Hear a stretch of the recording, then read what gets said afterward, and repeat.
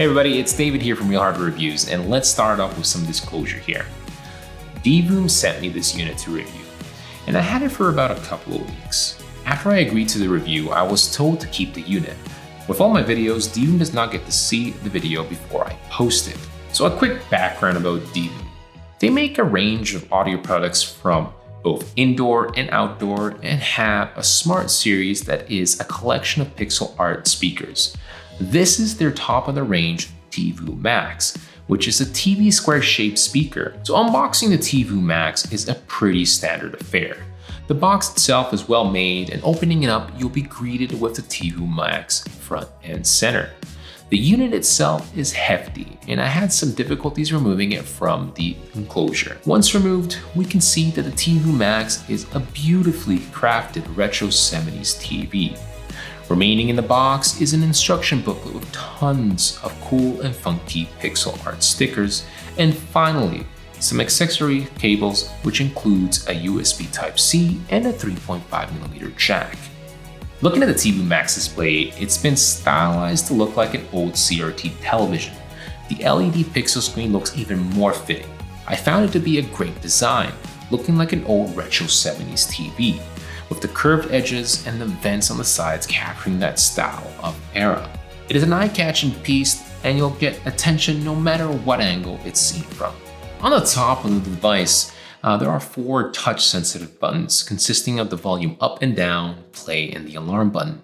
The buttons work nicely to turn off the alarm or pause your music without you taking your phone out of your pocket. Over on the right-hand side, you'll see that there is a dial which scrolls through different features of the Tivoo Max. You can turn it off, see the current time, set up a nightlight, view the most popular pixel designs, or watch the pixels react to your music in a visualizer form.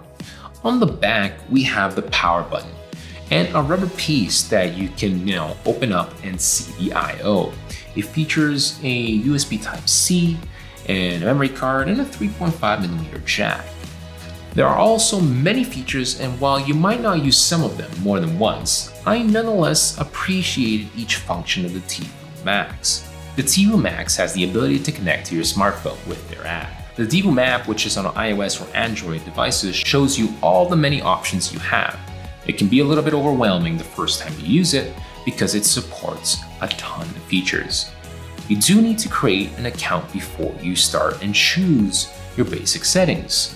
Once you create an account, you have a voice memo option, an alarm app, notifications, a countdown meter, and tons more. The app will also allow you to pick from a gallery of great pixel art. The choices are numerous, plus you're able to play games on the speaker like Tetris and a variety of other types of games. The app could be a little bit more user-friendly, and it feels like there's a lot going on. This is mostly because it supports so many features. There's also social media notification support, which includes Facebook, Twitter, Instagram, WhatsApp, Snapchat, Viber, Skype, etc. The sky's the limit when it comes to that kind of support. The best part of the Tivoo Max is the speakers. While I won't be using the speakers every single day, I do love the sound compared to other Bluetooth speakers. It's crazy that they didn't cheap out on this area. It has a 20-watt subwoofer, 2 10-watt stereo speakers left and right, a bass port, and a DSP processor. That's a powerful 40-watt speaker with a 2.1 surround sound. I can see a lot of people buying it for the sound alone, and you might be able to find something comparable to the sound in the $100 to $200 range, but it won't have all the cool features of this device. So now I'm going to test out the actual audio quality of the Tivoo Max. So let's just hear how it sounds. I'm going to play some music off of YouTube real quick. Hopefully I don't get copywritten, even though it's classical. I shouldn't be, but you never know with YouTube bots nowadays. So I'm going to put that out there and see how it sounds for you to hear.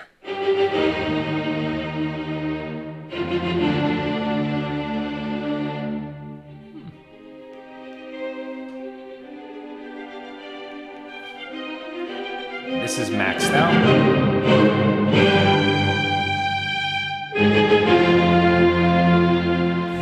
The audio wasn't bad at all, actually. When I maxed it out, I didn't hear any distortion on it, so it sounded pretty good. And it has a pretty good bass. When you listen to a really strong bassy song, I put some classical music on, but if you were to put some any rap or any EDM style songs, it would sound perfect. Now, if you only have this as your only speaker in the room, it would be more than adequate. So the few cons that I have with the Tivoo Max is that its price is pretty expensive. You can buy this close to $180 to 200 US dollars depending on the seller. And in Canada, it's closer to $240. It's a bit steep for a product that in all senses of the word is a niche. Though once you stomach the price, it's well worth it and puts a smile on your face when you have it on your desk. I also noticed that the Tivoo Max is a fingerprint magnet due to its glossy parts. If I were to get one, I would for sure go for the white model, since it hides the fingerprints much better. This is honestly the perfect thing for people who love having a little personal flair in their bedroom or on their desk.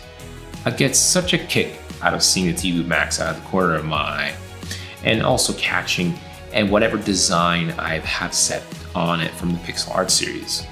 Overall, it's a solid buy, especially as a gift if you're willing to put some money behind it. If you're looking into something a little cheaper, they do offer a smaller and less expensive version in their pixel art series that you can buy.